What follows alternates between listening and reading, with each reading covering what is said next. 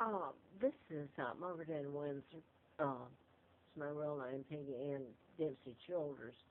Was kidnapped from Buckingham Palace. I, in 41, and brought to America, Olson, Alabama, and given the name of a twin deceased, Peggy Ann Dempsey, and I married Childers. My real name is Margaret Ann Windsor. I want to make this, I have written about before I found out about my kidnappings, and I found that about my kidnapping in 83 that winter. Um, reason I'm putting this on, well, it's, I did, back in 77, 78, I did a manuscript on mind control, MD A License to Kill, which was never published because they almost killed me with antifreeze April the 1st of 80. But back to the real reason I did this. There's been a number, I was writing about mind control murders and how mind control and programming can be used to alter a person's, decision making or even their, force them, well, it really is forcing them to go out and kill for whoever is giving the command or doing the programming, whether it's an agency or one person or like a detective agency.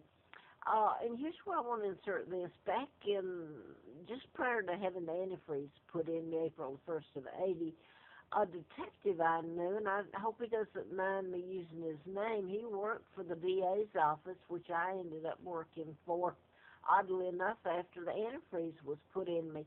But he was from Huntsville, and he had actually done work for, he had a detective agency for the DA, Simpson.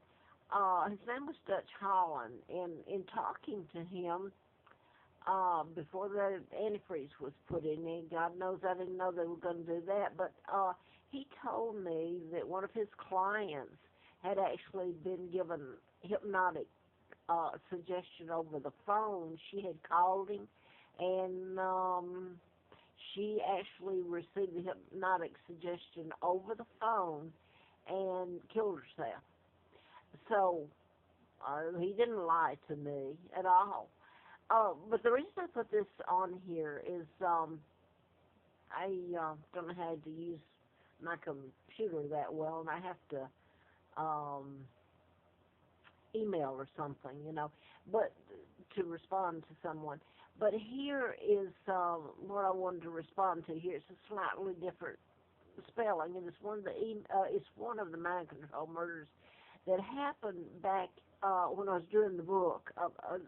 Well, I've tried to go back and look it up, and I can't find it. Okay. What I will say is the Rigsby is spelled Rigsby that I'm speaking of, but it can relate to the murders in England. I don't know that one in England other than the Rigsby. Rings a bell with me. It's the patterns that certain murders, mind control murders are done with. Rigsby was a character in the Rise and Damp series in the early 30s, British sitcom. Now, the one that I want to refer to, because that was one of my favorite programs back then, and I was having so much trouble trying to do the book, and my son's being hurt and terrorized, and the point is that there's the young white male that was he rented a room there in Rigsby's apartment building. He's the one I want to refer to because he was murdered using mind control, and now I tried to YouTube to go back. It's been so long and so much happened that I can't go back and even find his name. What I do know, back then, and it rang a bell when I saw the Rigsby name there, that's one that, that even come to think of it, I have to go back. There is a YouTube, I think that I can look at. But anyway, for now, I'm going to go ahead and put this up because the Mr. Rigsby has some the name and who he looked like, and I know how this sounds. You have to hear it in order to kind of get the gist of where I'm coming from on it. But anyway, the man who played the part Rigsby, I don't know how he died, so I'm not inferring that. It's in it. It's a collection of patterns, and then who he looked like, and then the young man who did die, the white male that was the boarder. He rented a room from him there. It was one of the main characters, and I can't go any further with that because